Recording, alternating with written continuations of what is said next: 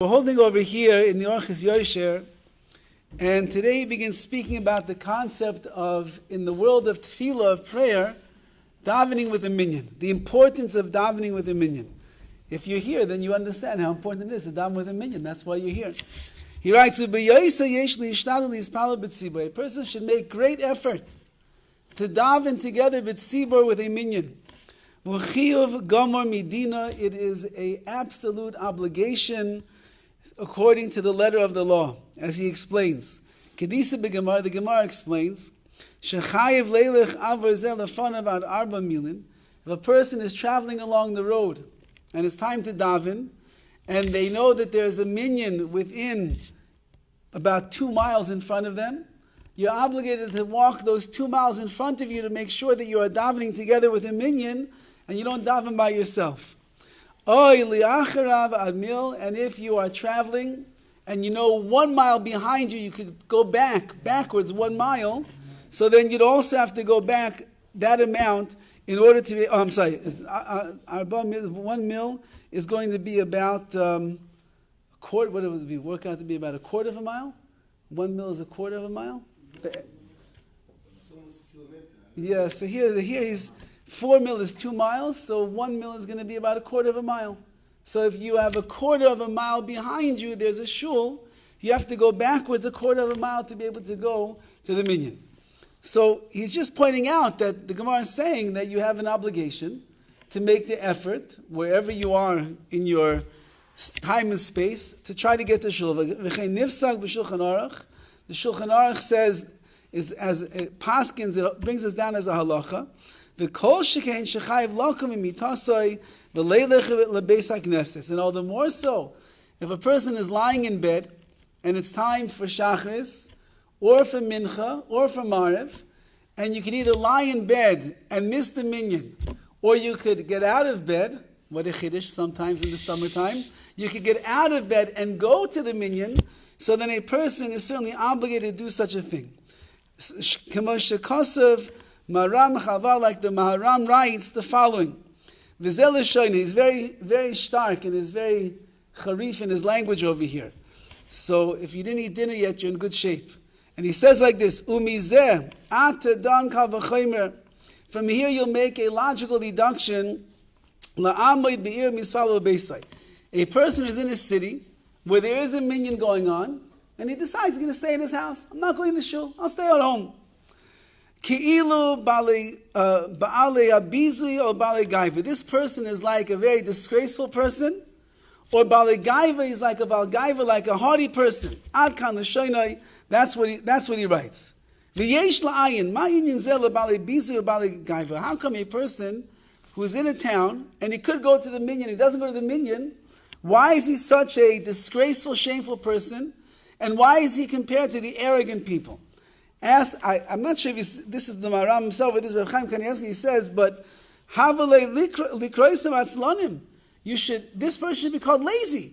He's in his house, he could get out of bed, he could go down the street to the shul. Now you're taking away all the excuses. You just literally walk down the street and you're in the shul, and the guy stayed home.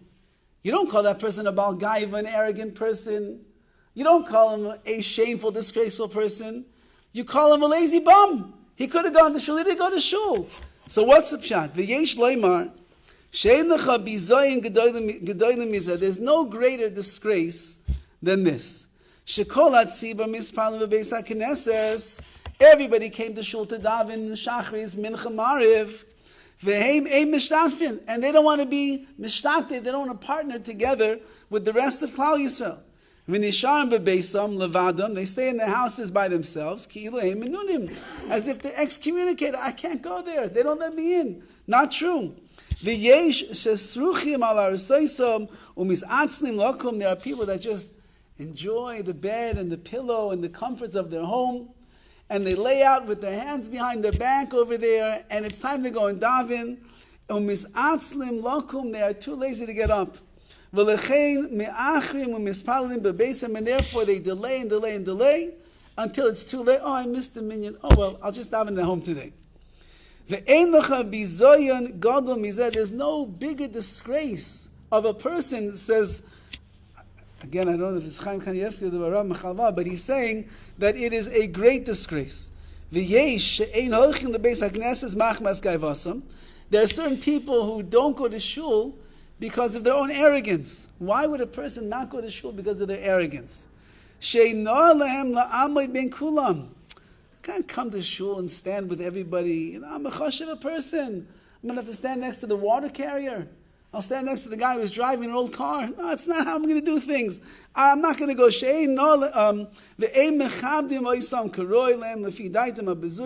I come to shul. Nobody honors me. Nobody respects me. When I walk into my office, I'm the boss. Everybody says, yes, boss, yes, boss. I walk into shul, I'm like everybody else. You know what? It's not for me, the shul. That's not where I want to be. There are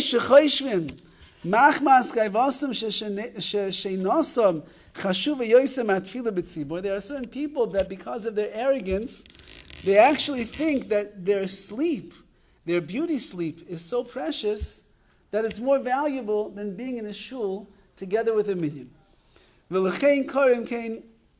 And therefore, says Rav Chaim Kanievsky, that is why they are called arrogant, that's why they're called shameful, and that's why we don't call them the atzlanim.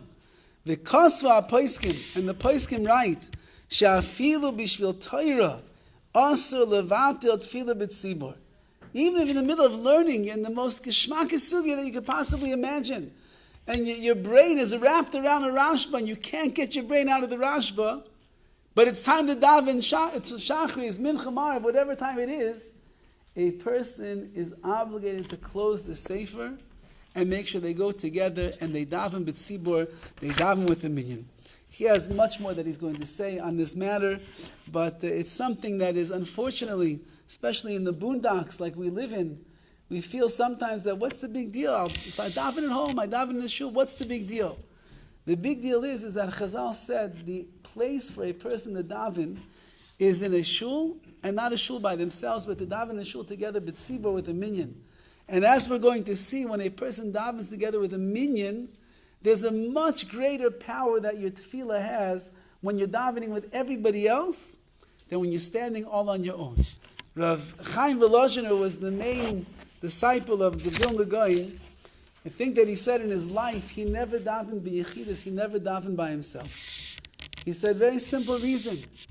He says, when you're davening b'tzibur, everybody's together, Sal Kodesh Baruch Hu looks down, he hears everybody's voice, and he's judging the tzibur, he's judging the congregation as a whole. He says, when you're davening b'yechidus by yourself, so the only one that HaKadosh Baruch Hu is going to look at is you. You're asking for parnasa, you're asking for health, you're asking for shalom bayis, you're asking for riches, you're asking for all these things. So HaKadosh Baruch Hu is now scrutinizing you, all by yourself. Are you really worth giving all the things that you're asking for? But he said, when we're together with the tzibur, when we're together with everybody else, so the schusim of the rest of Klal Yisrael comes together with us. Hashem is not so medactic, not so scrutinizing on us as individuals, and therefore there's a much greater chance that our tefillah is going to go straight to Shemaim. So if you're here, it must mean that you understand the importance of a minyan, and Be'ez Hashem Yisbarach will continue the halachas next, or continue the ideas next week.